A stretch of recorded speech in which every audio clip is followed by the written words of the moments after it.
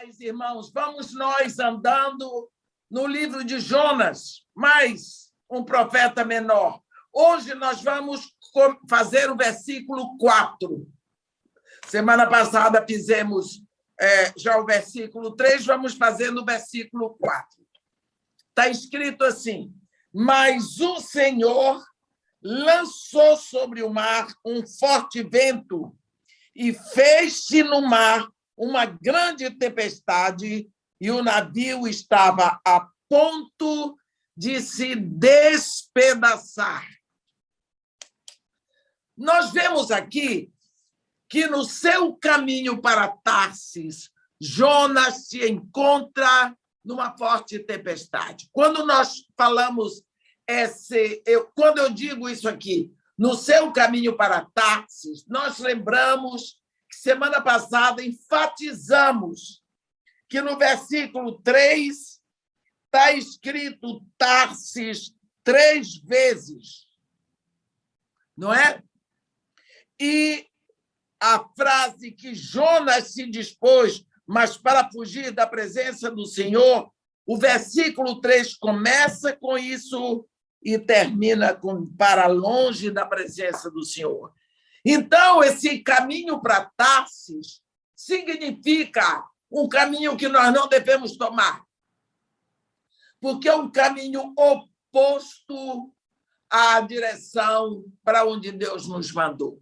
Nós vimos que Tarsis ficava exatamente no oposto, ficava na Espanha, quando Deus tinha mandado Jonas para o norte do Iraque. Então, quando falamos fulano fugiu para Tarsis, quer dizer, ele fugiu para uma direção oposta à vontade de Deus.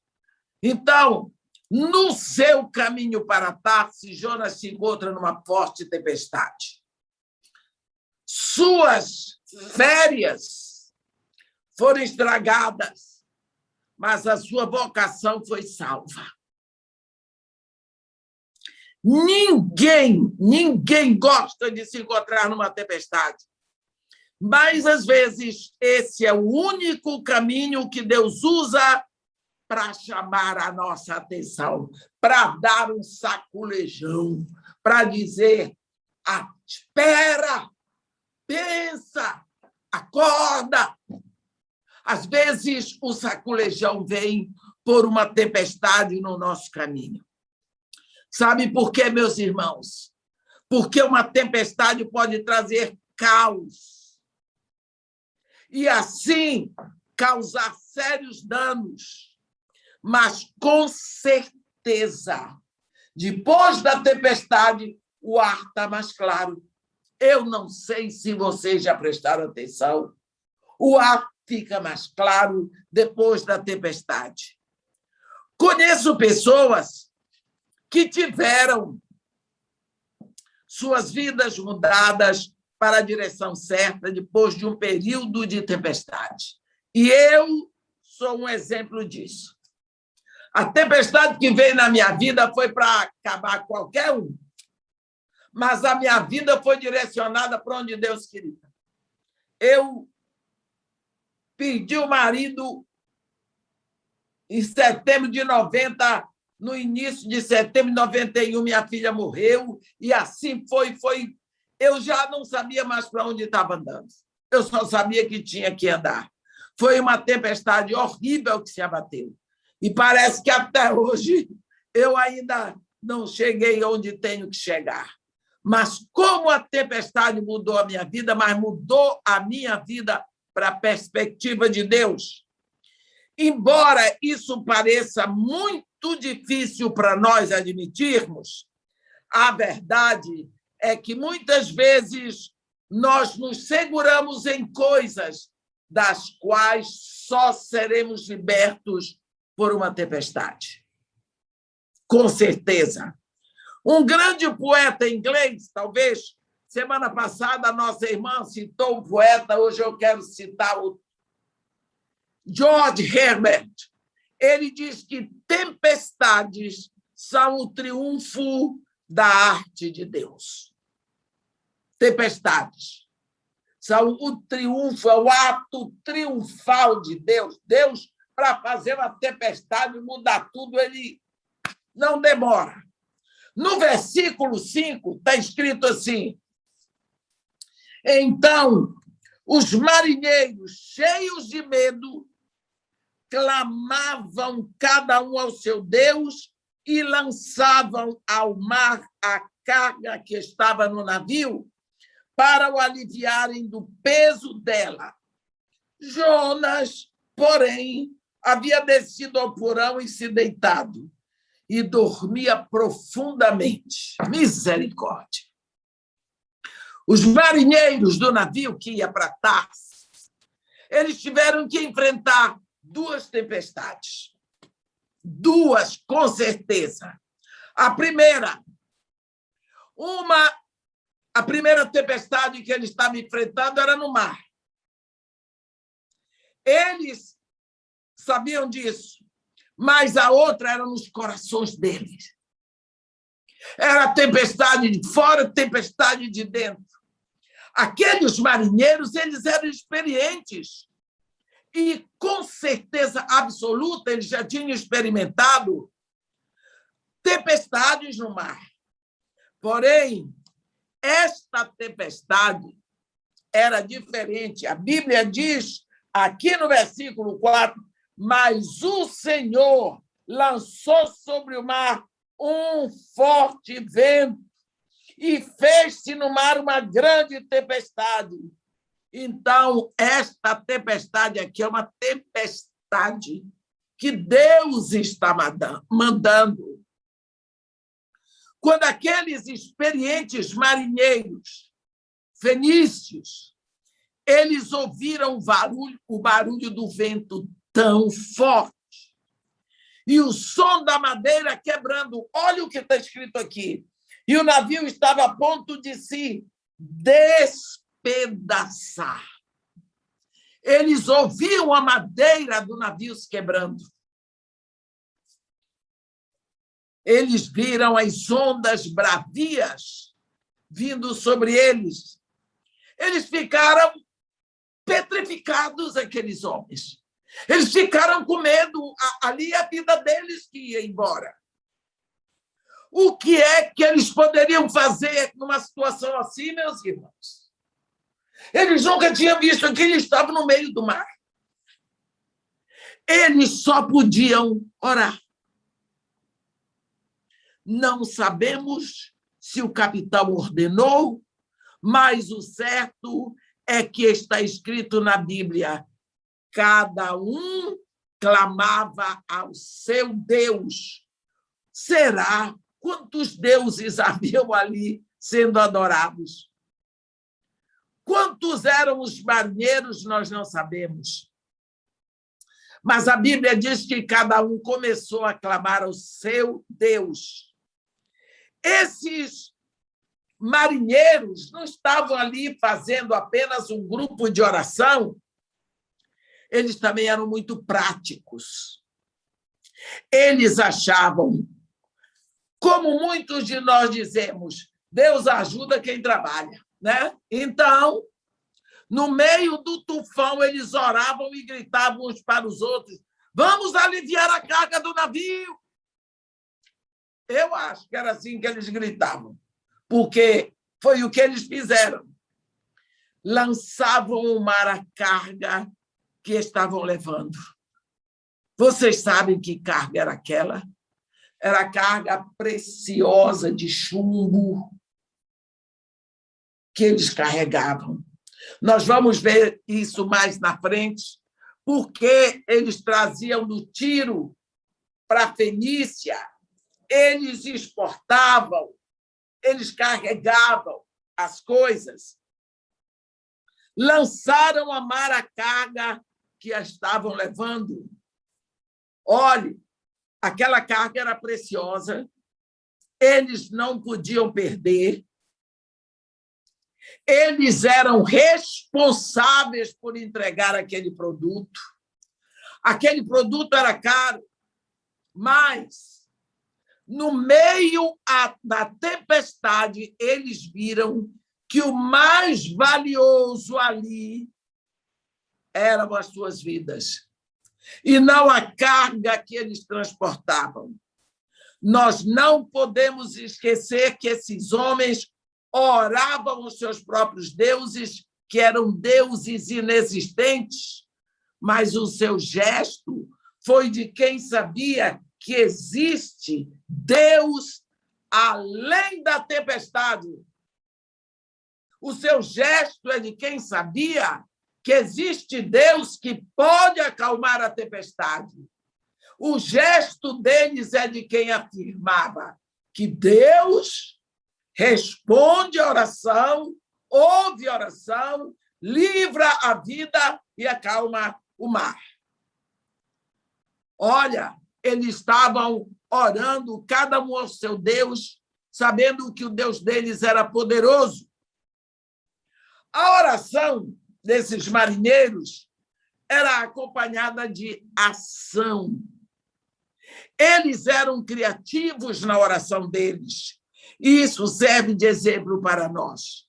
Nós precisamos buscar na fonte, então teremos água para saciar a sede. Eu gosto muito de um momento do Evangelho em que fala de Jesus levantando bem cedinho, enquanto ainda estava escuro, e indo sozinho para um lugar solitário para orar. Pedro procura por ele, e quando encontra, Pedro diz assim lá em Marcos 1, no versículo 38, todos te buscam.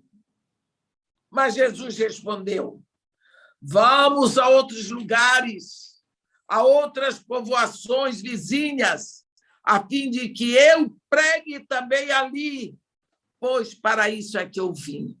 Você entendeu o que é que ele tinha ido fazer de madrugada? A oração de Jesus era um sermão incubado. Ele preparava o sermão dele, ele preparava o que ele ia pregar através da oração a sós com o Pai. A oração estimulou o sermão. O que ele recebeu a sós com o Pai se tornou uma resposta.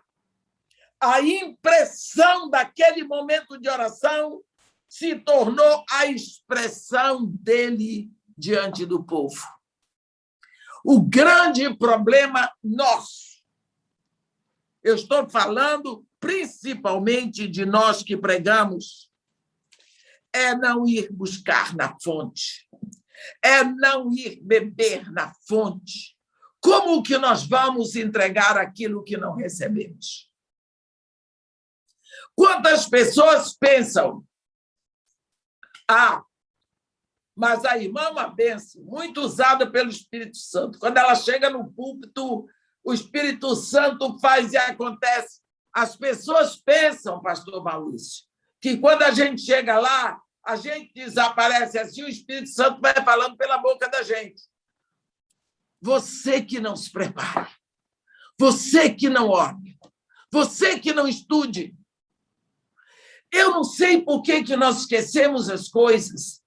Jesus Cristo disse assim, que o Espírito Santo viria para nos ensinar todas as coisas e nos fazer lembrar daquilo que ele ensinou. Bem, então, se o Espírito Santo veio para ensinar, o Espírito Santo é nosso professor. Como é que você, aluno, faz com o professor? Você abre o livro, você pega o caderno de anotação e a caneta. Você fica ouvindo o professor, mas você fica em silêncio. E o professor fala. Não é? Agora, com o Espírito Santo, não. Você não tem que ficar em silêncio, você não tem que parar para ouvir, você não tem que abrir o livro. Que isso? Que história é essa? Há mais de 40 anos eu estou pregando. Todo sermão meu, você pode ter certeza que eu vou buscar lá na fonte. Está escrito na Bíblia, tem que estar. Se não tiver na Bíblia, não presta. Nós precisamos saber disso. Nós vamos buscar lá na fonte.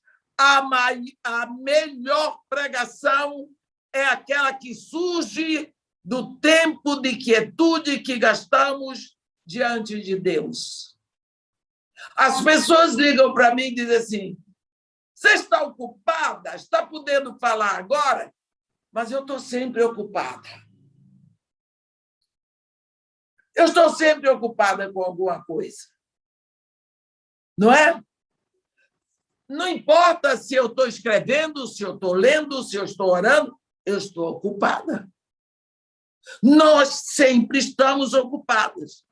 Recebemos, nesse tempo que gastamos diante de Deus, nós recebemos até a direção que nós precisamos tomar. Temos que entregar e, então, fazemos o trabalho com calma e com confiança, porque nós só podemos entregar aquilo que recebemos. Quantas vezes esquecemos disso? Ainda falando dos marinheiros que estavam no barco, quando viram o grande perigo, descobriram que o maior valor ali não era a mercadoria que transportavam, mas suas próprias vidas. Eles sabiam que aquela carga era caríssima, que eles tinham que entregar. Mas acontece que, de uma hora para outra, não pensaram mais na carga. Não pensaram em outra coisa que não fosse as suas vidas. Quando nós estamos em perigo de vida, problemas, dificuldades, preocupações, meus irmãos, os bens materiais não contam tanto. E, nesses momentos, é que todas as coisas da nossa vida entram na sua real perspectiva. Nós damos valor àquilo que realmente tem valor. Às vezes, aconselhando pessoas, eu tenho visto pessoas chorarem porque não deram valor ao casamento enquanto estavam casados. Não deram valor. Não deram tempo para seus filhos enquanto eles eram pequenos. Agora estão perdidos. O que fazer? Não sabem o que é o verdadeiro valor das coisas. Quantas vezes eu tenho conversado com pessoas assim?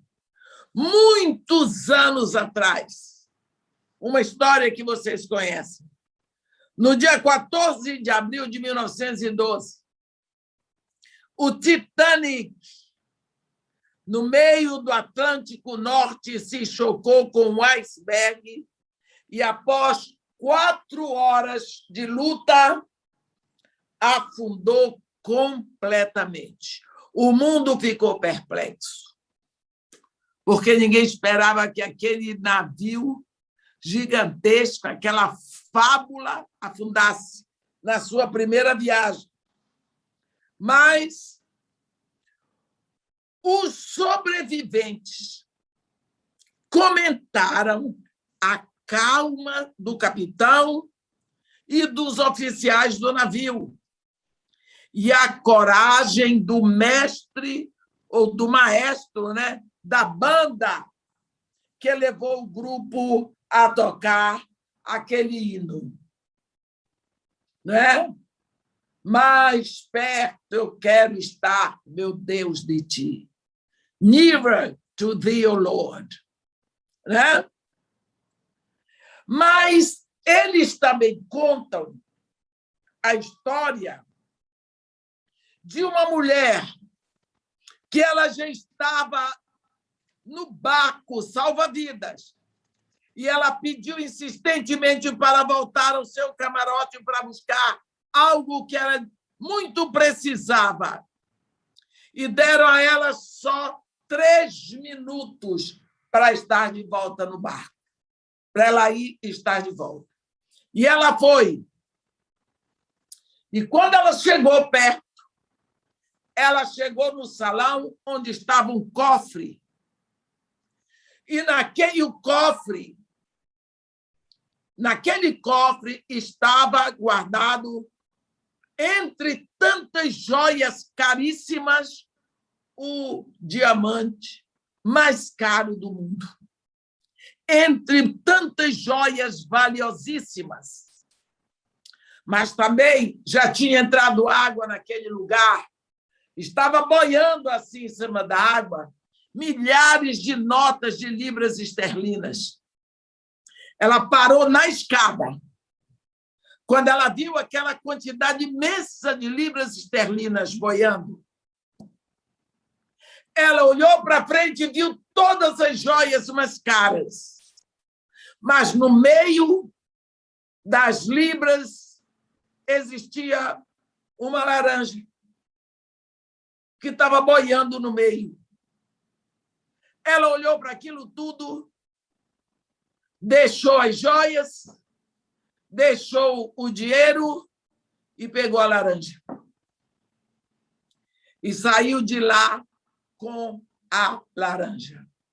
As joias não iam poder ajudá-la na dificuldade do mar. O dinheiro não ia poder ajudá-la na dificuldade do mar. Mas a laranja poderia aliviar a sede na garganta. Foi o momento em que uma coisa tão pequena teve o seu valor. Como um copo d'água que ninguém dá valor. A não ser que esteja no deserto com sede. Não é? A morte engoliu o Titanic com todo o dinheiro e as joias caríssimas e preciosas. Naquela hora, a laranja era mais preciosa do que tudo. Tempestade, meus irmãos, dificuldades nos forçam a identificar o que é essencial e nos levam a ver que aquilo que realmente deve contar. Lá em Colossenses, no capítulo 3, no versículo 2, Paulo diz: pensai nas coisas lá do alto, onde Cristo vive assentado à direita de Deus. Deixai as coisas que são aqui da terra. Porque, à medida que nós podemos ver a nossa riqueza em Cristo, porque cada carta tem o seu tema, o tema de Efésios é a riqueza, é a nossa riqueza em Cristo, o quão ricos nós somos. Mas nós ficamos presos no lixo deste mundo. Queremos agradar as pessoas pelo que pensamos que elas têm ou pelo que pensamos que elas são. E, às vezes, por isso, desagradamos a Deus. Não é? Esse é o nosso chamado. É tão estranho perceber que, enquanto os marinheiros trabalhavam no seu melhor esforço para manter o navio flutuando, Jonas estava no porão deitadão, dormindo, a Bíblia diz. Jonas, porém, havia descido ao porão e se deitado e dormia profundamente. Que coisa, né? Que coisa! Ele dormia profundamente. É a Bíblia que está dizendo aqui, no versículo 5. Os marinheiros cheios de medo. Cada um clamava ao seu Deus. Lançava no mar a carga que estava no navio para aliviar do peso. Mas Jonas, não estou nem aí. Desceu para o porão e dormia profundamente. Nós também lembramos de uma vez que, no meio de uma tempestade, num barco, lá em Marcos 4, nós lemos esse episódio de 35 a 41. Jesus também dormia no meio da tempestade, mas por uma razão bem diferente da razão de Jonas. Jesus estava fisicamente cansado e Jonas estava numa posição psicológica chamada escapismo ou fuga. Quantas pessoas agem continuamente no escapismo ou na fuga? Esse é um dos mecanismos de defesa do ego. A pessoa, para se defender, ela escapa, como Jonas escapou para o sono. Ele fugiu para o sono. Por quê? O escapismo, ele é a tentativa de evitar situações difíceis e sensações desconfortáveis, engajando a pessoa em pensamentos e comportamentos que desviam a mente daquilo que lhe desagrada ou daquilo que lhe causa medo. Quantas pessoas até fogem para a doença, porque na doença ele recebe mais atenção. Na doença recebe mais atenção. Quantas pessoas inventam doença para terem um tratamento mais especial? Aqui tem gente que mata o pai, mata a mãe, mata a avó, mata a tia para não ir trabalhar. E, às vezes, se esquece de matar a mãe 2 vezes. Esse é o mentiroso. Mas tem gente que escapa na doença. É uma situação da mente da pessoa. Ela simplesmente foge da situação, ela se esconde da situação, adoece. Mas adoece mesmo. Tem gente que tem até febre. Você vê como é que você consegue dormir com o navio quase virando de cabeça para baixo? Pois a Bíblia diz que Jonas dormia profundamente. Escapismo. Muitas pessoas que acham... Aqui no Brasil é aquela confusão de vestibular. Você faz o primário, o secundário, o científico, depois você faz o vestibular, paga um absurdo, e depois você não consegue entrar numa faculdade. Mas você tem que ter um 3º grau. Então, você escapa para onde? Para um seminário. Vai fazer teologia. Cadê o chamado? Não precisa, meu avô era pastor. Escapa. Vai se esconder num curso de teologia. Vai procurar um título de pastor. Tem gente que sai daqui para os Estados Unidos, chega lá, já é pastor. Já é pastor. Sabe o nome de uma porção de pastores, sabe uma porção de versículos decorados, já é pastor.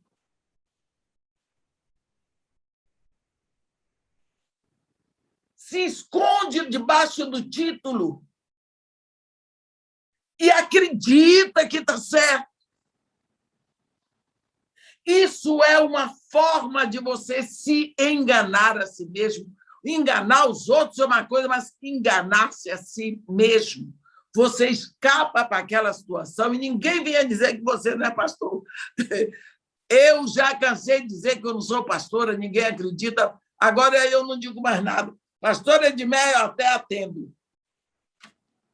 Não tem jeito. Mas tem os escapistas. Eles escapam. Olhe, Jonas escapou no sono. Ele dormiu.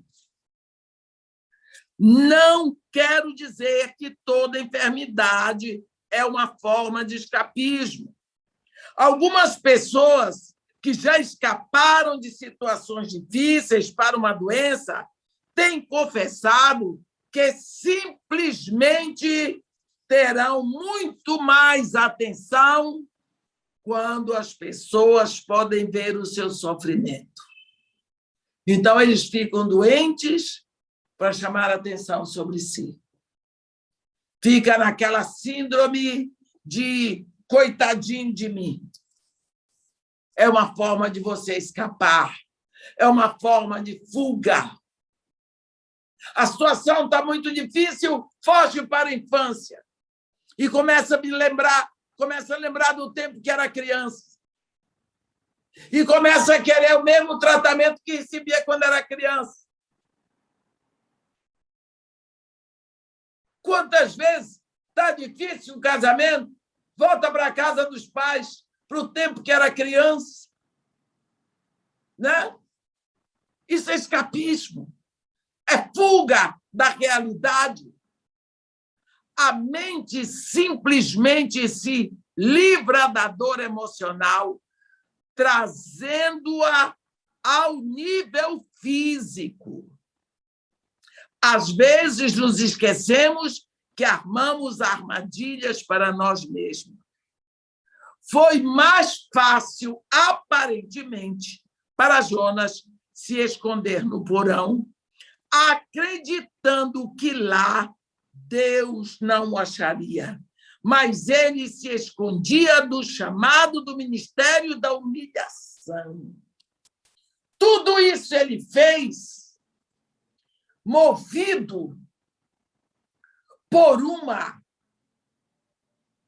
um problema que nós falamos semana passada, chamado reputação. Para livrar a reputação dele. Porque ele não queria ter o seu nome sujo como profeta. Ele tinha uma carreira bonita, nós vimos. Ele profetizou no reinado de Jeroboão II. Profetizou a expansão do reino do norte de Israel. Como que agora ele ia se colocar numa investida dessa? Ir lá para o centro de Nínive proclamar uma palavra contra a cidade? Porque a palavra que Deus disse para ele foi: vai à grande cidade de Nínive e proclama contra ela. Como que ele ia fazer isso? E depois que o povo se arrepende, como ia ficar o ministério dele? Hoje, isso não conta muito para nós, porque as pessoas dão tanta profetada e dizem tanta coisa que vai acontecer. Esse ano primeiro nós vimos um homem aí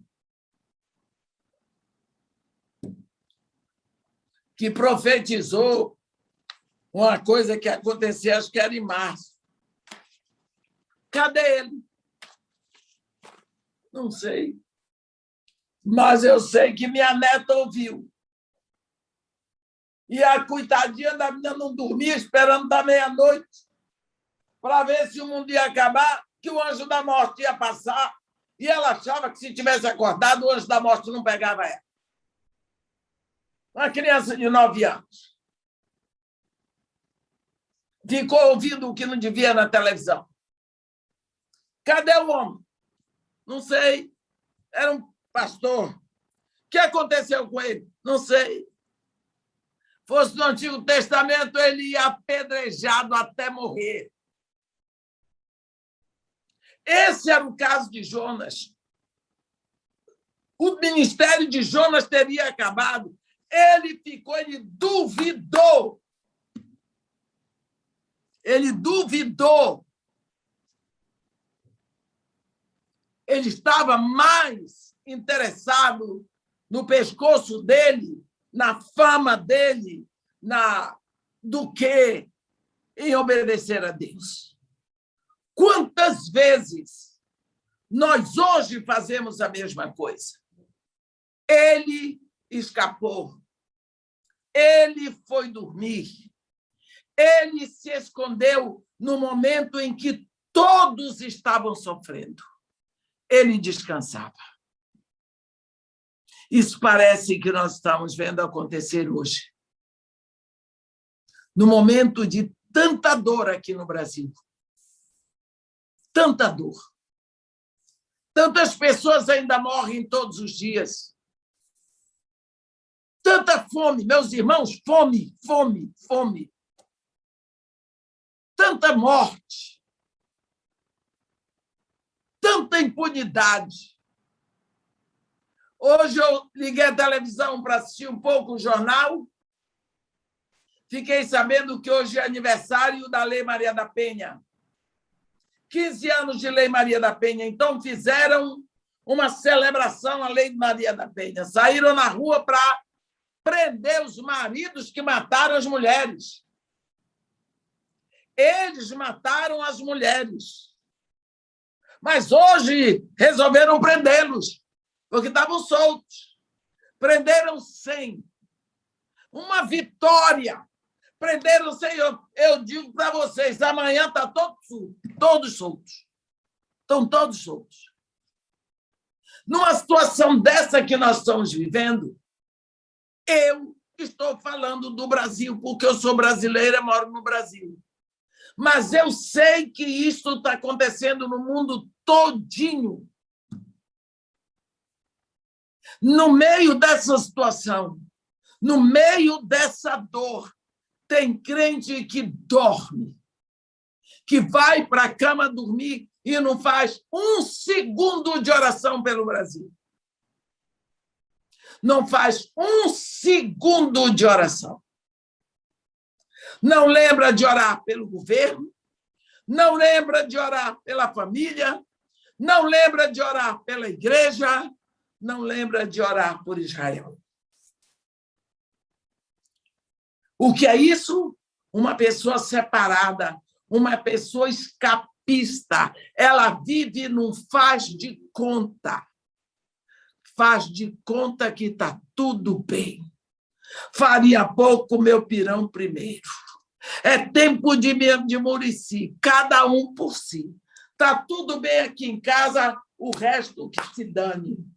Quer dizer, é uma pessoa altamente egoísta. Meus irmãos, nós somos a Igreja de Deus.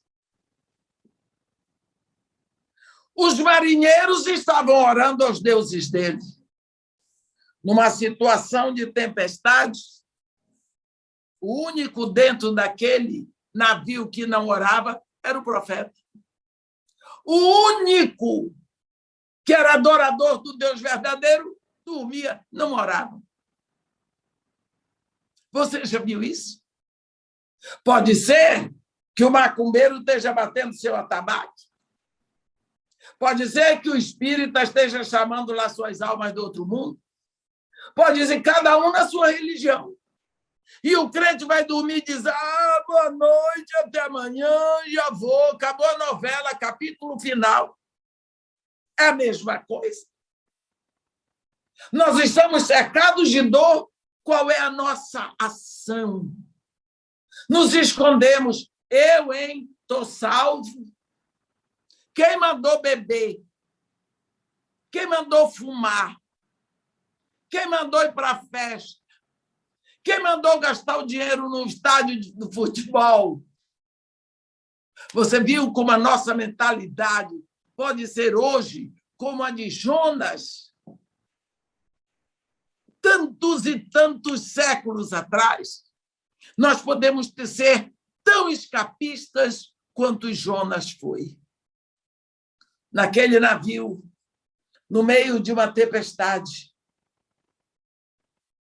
levando em consideração que o culpado daquilo tudo era ele dormia e deixava que os pagãos se danassem, porque aqueles marinheiros teriam que pagar por aquela carga que jogaram no mar. Era eles que ouviam a madeira do navio se quebrando. Era eles que sofriam, gritavam, gemiam e choravam. Enquanto Jonas dormia, o causador de aquilo tudo. Qual é a diferença que Jonas fez naquele navio? Ele fez vergonha. Às vezes, nós estamos aqui neste mundo como Jonas. Não fazemos a menor diferença para o bem da sociedade.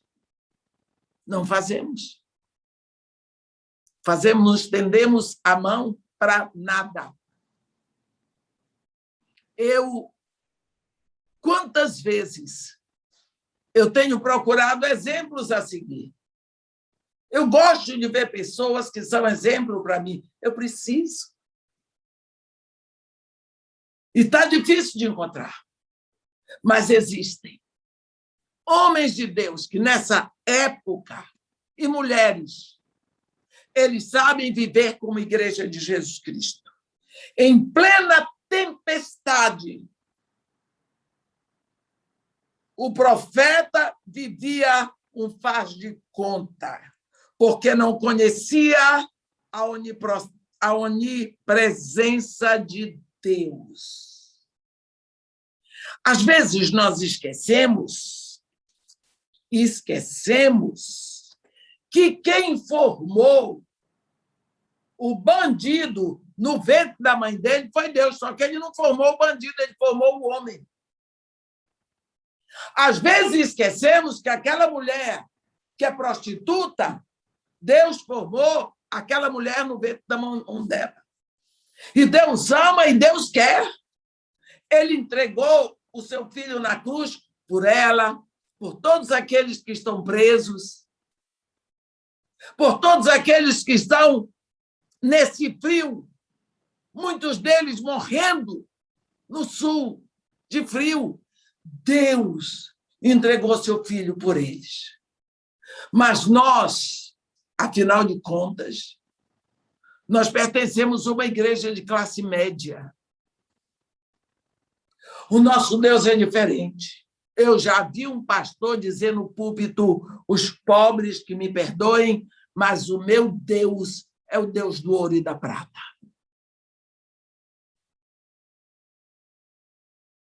A mesma coisa, Jonas. Ele pagou a viagem dele.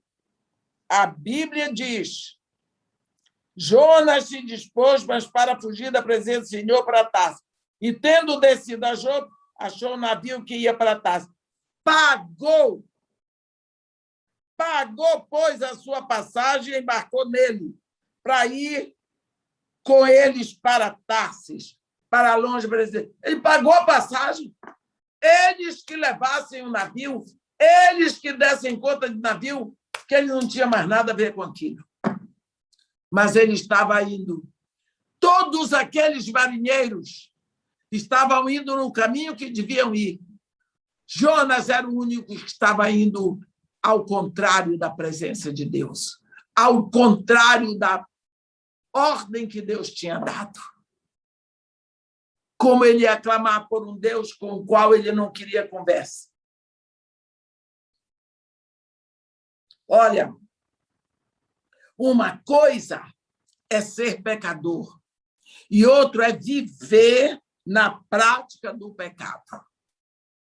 A Bíblia diz: aquele que é nascido de Deus não vive na prática do pecado. Quantas vezes nós nos encontramos no meio de dificuldades e dizemos logo que foi o diabo que fez? Cuidado, eu não sou advogada do diabo, mas Deus muitas vezes está fechando uma porta para salvar a sua vida. Eu tenho uma sobrinha que diz, às vezes tem que morrer Chico para salvar Isaías. Né?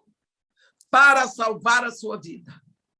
Jonas, ele ouviu a palavra de Deus, ele ouviu o chamado, ele era profeta, ele se arrumou, ele foi a Jope, ele encontrou com uma facilidade rápida o navio que iria para Tarsis, para onde ele queria ir, pagou a passagem e entrou, paguei, tudo pronto, estou indo para Tarsis. A cabeça dele só tinha Tarsis, Tarsis, Tarsis, a cidade charmosa da época. Mas ele não sabia com quem estava lidando. Ele era um profeta, mas o conhecimento que ele tinha de Deus era tão pequeno. O Deus dele estava restrito a Israel e, de preferência, restrito ao templo. E ele achou que, quanto mais ele se afastasse de Israel, Deus nunca ia encontrá-lo. Mas nós já sabemos tudo o que aconteceu. Quantas vezes nós temos dado prioridade a muitas coisas, menos em conhecer ao Deus a quem servimos. Menos para conhecer ao Deus a quem nós servimos. Sábado eu saí daqui 4:45 da manhã para ir para Friburgo. E enquanto nós caminhávamos para lá, nós estávamos falando com o rapaz que ia nos levando e ele estava contando uma história muito parecida com a história de Jonas. Não é? E, às vezes, Jonas, nós sabemos que saiu inteiro. Jonas saiu inteiro, porque o versículo 10 do capítulo 2 diz: falou, pois, o Senhor ao peixe, e este vomitou a Jonas na terra. Vomitou Jonas inteirinho. Vomitou a isca inteira. Mas esse homem perdeu a perna. Perdeu a perna, mas não perdeu a salvação. Perdeu a perna, mas voltou para casa. Perdeu a perna, mas ele está no caminho de Deus. Ele pagou com uma perna. Quantos têm pago com a vida por fazerem o caminho contrário à vontade de Deus? E durante a vida toda escapam, fogem, se escondem atrás da Bíblia. Um rapaz, anteontem nós vimos, foi anteontem, foi sábado, o garoto que matou o médico em São Paulo estava se escondendo, ele tem 17 anos, foi se entregar com a mãe foi levar o filho de 17 anos, que já tinha sido preso 3 vezes, mas era solto porque é de menor. Lá vai a mãe, o filho e ele com a Bíblia na mão. Com a Bíblia. Virou crente. Virou crente, o que é isso? Se escondendo. O lugar mais fácil para uma pessoa dizer que é crente é no presídio. Escapismo. Mas a Bíblia também diz: com Deus não se brinca, de Deus não se zomba. O que o homem semear, isso também ceifará. Precisamos saber, às vezes não admitimos a onipresença de Deus. Fazemos as coisas e achamos que só um pouquinho, Deus não viu, Deus deu uma piscada. Deus é Deus. Com ele não se brinca. Jonas não conhecia a onipresença de Deus. Fugiu, dormiu, mas ele foi acordado para enfrentar a realidade do que ele tinha provocado. Ah, Deus perdoa, Deus perdoa, Deus anula o pecado mediante arrependimento. Mas aquilo que é semeado vai ser colhido. Somos livres para escolher se semeamos ou não, mas a nossa colheita não dá para escolher, porque a colheita é obrigatória. A semeadura é livre, mas a colheita é obrigatória. Então, quando nós lemos aqui, mas o Senhor lançou sobre o mar um forte vento e fez-se no mar uma grande tempestade, e o navio estava a ponto de se despedaçar. Então, os marinheiros, cheios de medo, clamavam cada um ao seu Deus e lançavam ao mar a carga que estava no navio para o aliviarem do peso dela. Jonas, porém, havia descido ao porão e se deitado e dormia profundamente. Amém. Que Deus nos abençoe e nos guarde, que faça resplandecer o seu rosto sobre nós e tenha misericórdia de todos nós. Amém.